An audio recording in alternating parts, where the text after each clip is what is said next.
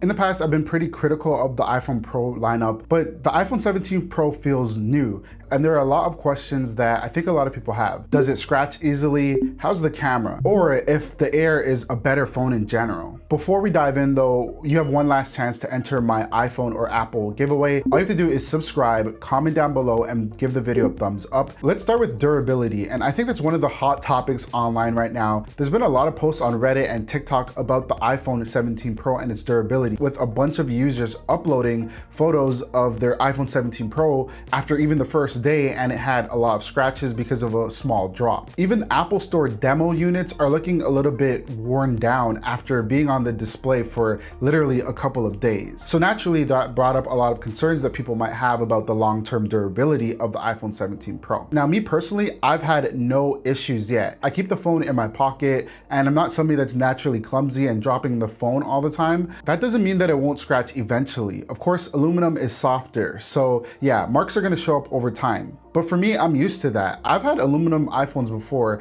and never caused a problem. In fact, my last phone, my daily driver, was the regular base iPhone 16, which was made out of aluminum. The iPhone 13 mini was also made out of aluminum. And yeah, that switch from titanium obviously has a negative drawback, but it's not a personal problem for me. I love to protect my phone. If you're clumsy though, this might actually be a legitimate chance to maybe weigh your pros and cons of getting this iPhone. The front and back glass have been holding up as well too. The new ceramic Shield 2 is supposed to be 3 times more scratch resistant, and the back glass is now 4 times more resistant. And also I saw in Jerry Rigged Everything's video that glass cutout at the back, you are able to scratch it if you have like a coins or a pen in your pocket.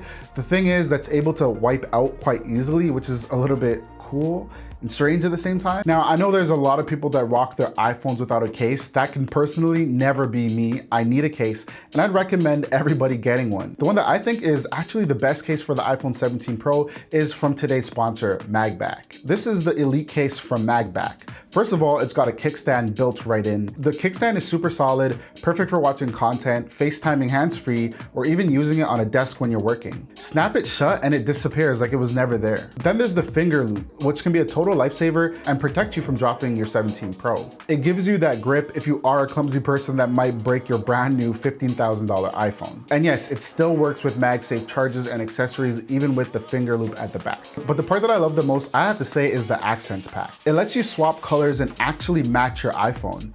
I'm rocking the blue accent with the orange iPhone 17 Pro. I know I'm looking like a New York Knicks fan, but I think it's a really good combo. Honestly, I wasn't blown away by this year's iPhone color lineup. Being able to actually personalize your iPhone the way that you want to is a very clutch experience. And here's the real flex though. There's magnets on the back that are the strongest magnets I've ever seen on an iPhone. This means that you can attach it to any metal surface. It's protective without being bulky. So if you want protection and a way to actually style your iPhone 17 Pro, pick up the MagBak Elite case today and use the code in the description for a percentage off. Now onto the cameras, which honestly was my main reason for upgrading to the iPhone 17 Pro. The Pro has 3 48 megapixel lenses covering basically everything you need.